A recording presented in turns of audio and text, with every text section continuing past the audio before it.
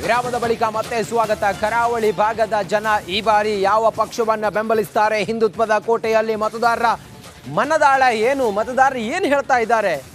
ಈ ಬಾರಿ ಮತ್ತೆ ಮೋದಿನ ಅಥವಾ ಏನಾದರೂ ಬದಲಾವಣೆಯನ್ನು ಬಯಸ್ತಾ ಇದ್ದಾರೆ ಕರಾವಳಿ ಭಾಗದ ಜನ? ನಮ್ಮ ಪ್ರತಿನಿಧಿ ಅಲ್ಲಿನ ಜನರನ್ನು ಮಾತಾಡಿಸಿದ್ದಾರೆ. ಏನು ಹೇಳಿದ್ದಾರೆ ಅನ್ನೋದನ್ನ ನೋಡ್ತಾ ಹೋಗೋಣ ಬನ್ನಿ.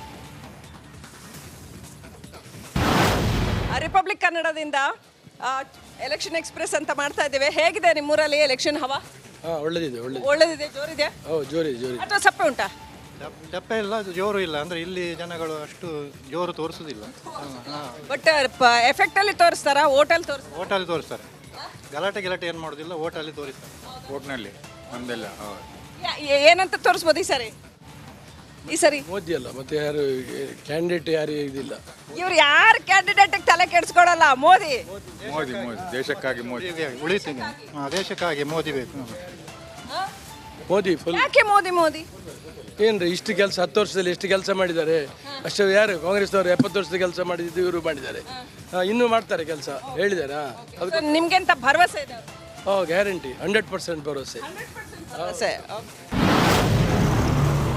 ಉಡುಪಿ ಅಂತಂದ್ರೆ ಧರ್ಮ, ಶ್ರದ್ಧೆ ಅದೆಲ್ಲ ನಾವು ನೋಡ್ತೇವಲ್ವಾ, ರಾಷ್ಟ್ರದ ವಿಚಾರ ಎಲ್ಲ ಹೇಗೆ? ಚುನಾವಣೆ ಹವಾನೂ ಇದೆ, ಭಕ್ತಿಯೂ ಇದೆ.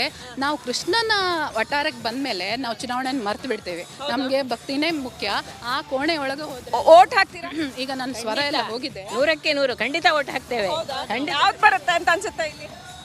ಕೋಟ ಶ್ರೀನಿವಾಸ ಪೂಜಾರಿ ಅವರು ಖಂಡಿತ. ಬಿಜೆಪಿ. ಯಾಕೆ ಬಿಜೆಪಿ? ಕಾಂಗ್ರೆಸ್ನವ್ರು ಹೆಣ್ಮಕ್ಳಿಗೆಲ್ಲ ಫ್ರೀ ಕೊಟ್ಟಿದ್ದಾರಂತೆ ಬಸ್ ಎಲ್ಲ. ಬೇಡವರಲ್ಲ, ನಾವು ಭಿಕ್ಷೆ ಬೇಡುವವರಲ್ಲ, ನಾವು ದುಡ್ದು ತಿನ್ನುವವರು, ಸ್ವಾಭಿಮಾನಿಗಳು, ಅಭಿಮಾನಿ ನಾರಿಗಳು. ನಮಗೆ ಬರಲಿಲ್ಲ ಫ್ರೀ ಬಸ್ಸು ಅದೆಲ್ಲ ಯಾಕೆ? ನಮ್ಗೆ ಏನಿಲ್ಲ, ನಮ್ಗೆ ಅಗತ್ಯ ಇಲ್ಲ. ಫ್ರೀ ಬಸ್ ಮಂಗಳೂರಿಂದ ಉಡುಪಿ ಫ್ರೀ ಬಸ್ ಇಲ್ಲ. ನಮ್ಮ ದಕ್ಷಿಣ ಕನ್ನಡ ಎಲ್ಲ ಬರೀ ಪ್ರೈವೇಟ್ ಬಸ್ಸೇನಾ? ಅಲ್ಲ, ಬಸ್ ಇದ್ರು ನಾವು ಫ್ರೀ ಆಗಿ ಹೋಗಲ್ಲ. ಬಸ್ ಇದ್ರು ಫ್ರೀ ಆಗಿ ಹೋಗಲ್ಲ. ಅವರೆಲ್ಲ ಸ್ವಾಭಿಮಾನಿ ಮಹಿಳೆಯರು. ಸೊ ಒಂದ್ಸರಿ ಹೇಳಿ, ಜೈ ಶ್ರೀ ಕೃಷ್ಣ. ಜೈ ಶ್ರೀ. ಇವತ್ತು ವಿ ಸೋಮಣ್ಣ ಅವರ ಪರವಾಗಿ ಅಖಾಡಕ್ಕೆ ಯಡಿಯೂರಪ್ಪ ಅವರು ಇಳಿತಾ ಇರುವಂತದ್ದು. ತುಮಕೂರಿನ ಪ್ರತಿ ಕ್ಷೇತ್ರಗಳಲ್ಲಿ ಭರ್ಜರಿ ಪ್ರಚಾರ ಮಾಡೋದಕ್ಕೆ ಯಡಿಯೂರಪ್ಪ ಅವರು ಸನ್ನದ್ಧರಾಗಿದ್ದಾರೆ. ಅದರಲ್ಲೂ ಲಿಂಗಾಯತ ಪ್ರಾಬಲ್ಯ ಇರುವಂತಹ ಕೋರ ಈ ಸುತ್ತಮುತ್ತ ಮತ ಬೇಟೆಯನ್ನ ನಡೆಸಲಿಕ್ಕಿದ್ದಾರೆ.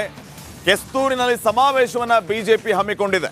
ಇವತ್ತು ಮಧ್ಯಾಹ್ನ 3 ಗಂಟೆಗೆ ಯಡಿಯೂರಪ್ಪ ಅವರು ಮತ ಬೇಟೆಯನ್ನ ನಡೆಸಲಿಕ್ಕಿದ್ದಾರೆ.